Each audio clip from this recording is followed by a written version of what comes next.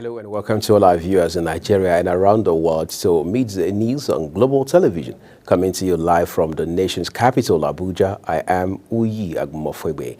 A quick reminder that global television is on DSTV channel 365 and free to air on Nigecomsat. President Bola Tinubu has charged the newly appointed Brazilian ambassador to Nigeria, Carlos Jose Reyes, to prioritize the establishment of direct flights between Nigeria and Brazil. Special advisor to the president on media and publicity, Ajuri Ngelale, said the president gave the charge while receiving the letter of credence from the Brazilian ambassador at the presidential villa in Abuja. The president expressed Nigeria's commitment to working closely with Brazil to strengthen bilateral relations and advancing shared priorities, welcoming the country's presidency of the G20 in 2024. The Senate has warned the public against what it described as vicious attempts to tarnish its image and that of its leadership. The Senate's position was contained in a statement by the Senate's Leaders Directorate of Media and Public Affairs. The Senate, while reacting to a position against its leader, Akpeyemi Bamidele, said it would no longer treat cases of cheap blackmail against it or any of the member of the Red Chamber with levity. Ogun State government has revoked the provisional licenses of 20 private orphanage owners operating in the state due to non-compliance with regulations and laws prioritizing the well-being and safety of vulnerable children. The State Commissioner for Women Affairs and Social Development, Adijat Adeleye, made this known during a meeting with the private orphanage owners at the ministry's conference room, Oke Moson, Abeokuta, the state capital. Adeleye expressed displeasure over some private orphanage owners' activities, stating that the state would not tolerate shady practices involving illegal adoption, child trafficking, or maltreatment of children in their care. The Conference of Speakers of State Houses of Assembly has issued a strong call to state governors to immediately comply with the constitutional provisions for the direct disbursement of funds to state legislatures. The Speaker has warned that failure to ensure financial autonomy would lead to a breakdown of governance and emphasized the critical link between legislative independence and elective governance. The conference further noted that it recognizes the need for further legal and institutional reforms to reinforce the autonomy of state legislature. The National Association of Nigerian Students, NANS, has withdrawn its threats to protest the National Emergency Management Agency following allegations of feed distribution misconduct. The Students Association also announced its support for the agency after concluding its investigations, which found no wrongdoing by it. The association's Senate President, Akinteye Babatunde, in a statement, said the decision to retract the planned protest came after a thorough fact-finding mission that revealed the allegations were unfounded. The Chief Medical Director of the Lagos State University Teaching Hospital, Ikeja, Professor Adetokunbo Fabanwo, says the hospital has set up a high-powered panel of inquiry to look into the death of the Akwa Ibom State Commissioner of Police, Wahid Ayilara. Ayilara was reported to have died in the early hours of Thursday at the hospital where he had undergone prostate cancer surgery. His death has, however, generated controversies as some alleged the hospital of mismanagement. Benue State Governor Hyacinth Thalia has admonished the new corps members deployed to the state to serve the country with unreserved loyalty and dedication. Addressing the corps members of the Batch B Stream 2 during the opening ceremony of the orientation course held at the NYC camp located in Wanune, Taka local government area, the governor reminded them that they each have a significant role to play in shaping the future of Nigeria. Alia, who was represented at the occasion by the Permanent Secretary of the State Ministry of Youth and Sports Development, John Akome, urged the corps members to prioritize the skills acquisition and entrepreneurship program of the National Youth Service Corps, NYSC.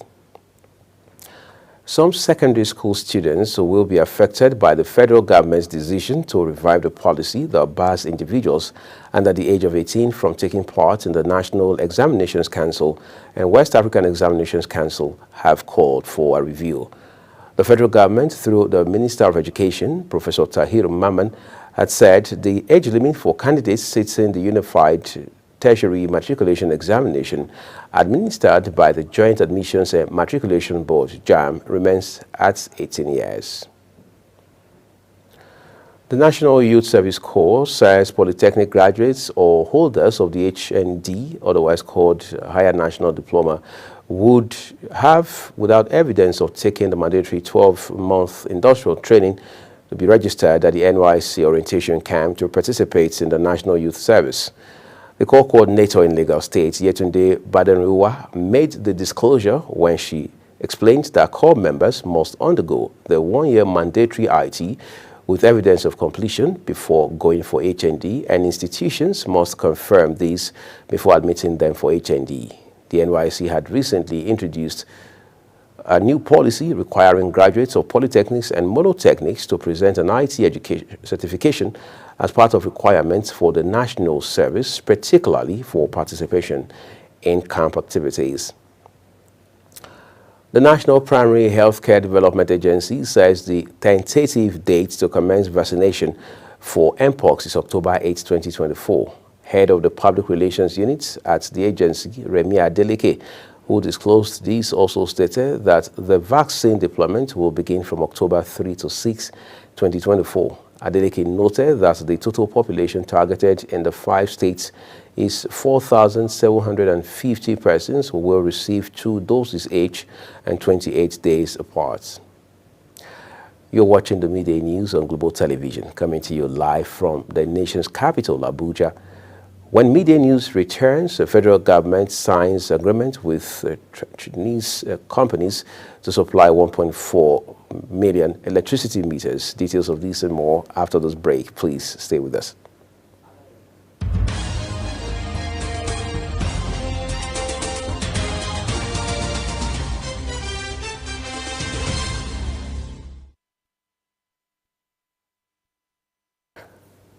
This is Global Television, bringing you a live broadcast of Midday News with Uyi Agmofwewe. Thank you for staying with us.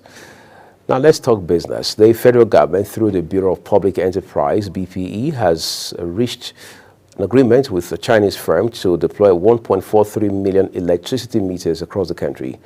The Transmission Company of Nigeria, TCN, disclosed the agreement via its official X handle. He stated that the signing ceremony was held at the BP headquarters in Abuja with TCN's chief executive, Sule Abdulaziz, who was represented by Abidoye Oluwagbenga, the executive director of transmission service provider, and others. Senator Heineken Lokpobiri, Minister of State for Petroleum Oil, has observed that the Nigerian National Petroleum Company Limited, NNPCL, needs to sell imported fuel above landing cost in order to combat smuggling. The minister made the statement at the 2024 Energy and Labour Summit in Abuja, where he also pointed fingers at security agencies for their complicity in aid of smuggling activities.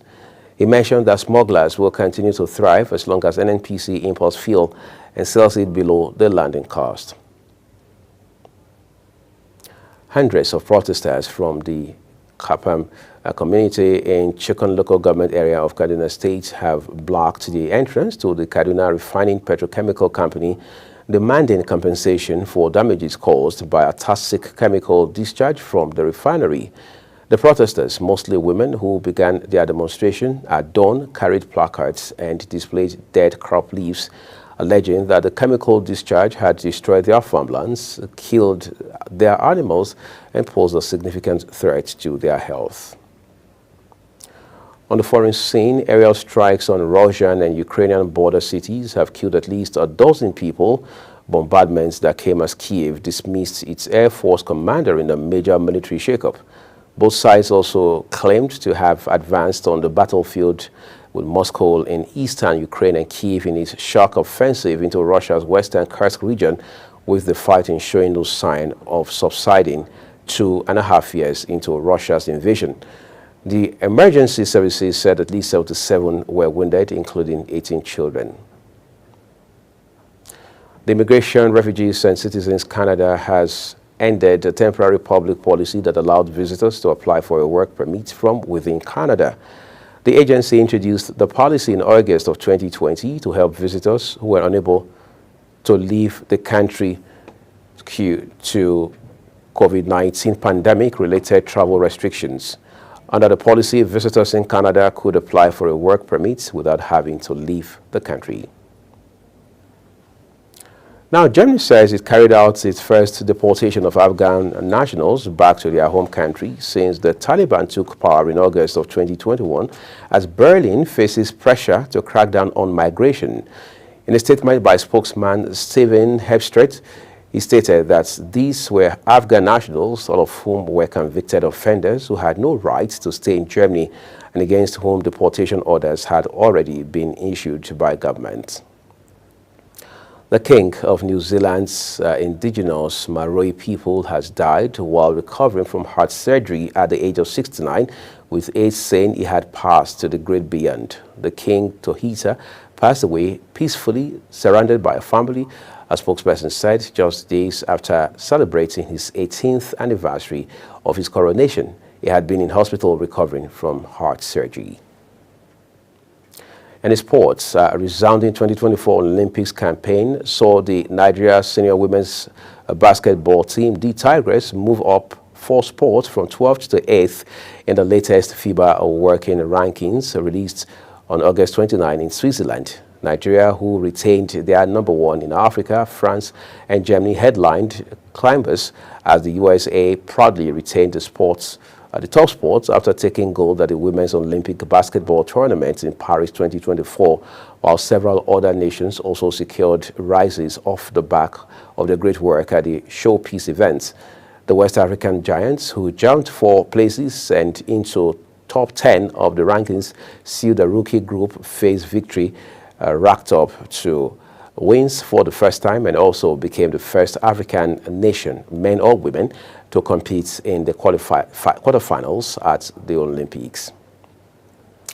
Nigeria's para-badminton players Bolaji Eniola and Chigozie Nana have progressed to the quarterfinals of the event at the ongoing Paralympics in Paris after winning their second games. Competing in the women's stage singles, Eniola continued her impressive form, defeating Australia's Celine Orley Vinot 2-0, her second consecutive win, securing her place in the quarterfinals on her first outing at the Games. Meanwhile, Nana, striving to match Bolaji's success, faced Indonesia's Freddy Setiawan in the men's singles, where he won 2-0, also his second win. And that's all we have for you on the Midday News, and it came to you live from Nigeria's capital, Abuja. Remember that we're on DSTV, channel 365, as well as Star Times 276, and free to air on Nigecomsat. Kindly follow us across all our social media platforms using @Global TVNG, as well as other handles as you now see on your screen. I'm Uyi Agumofwegbe, thanking you for watching. Have a great day ahead of you.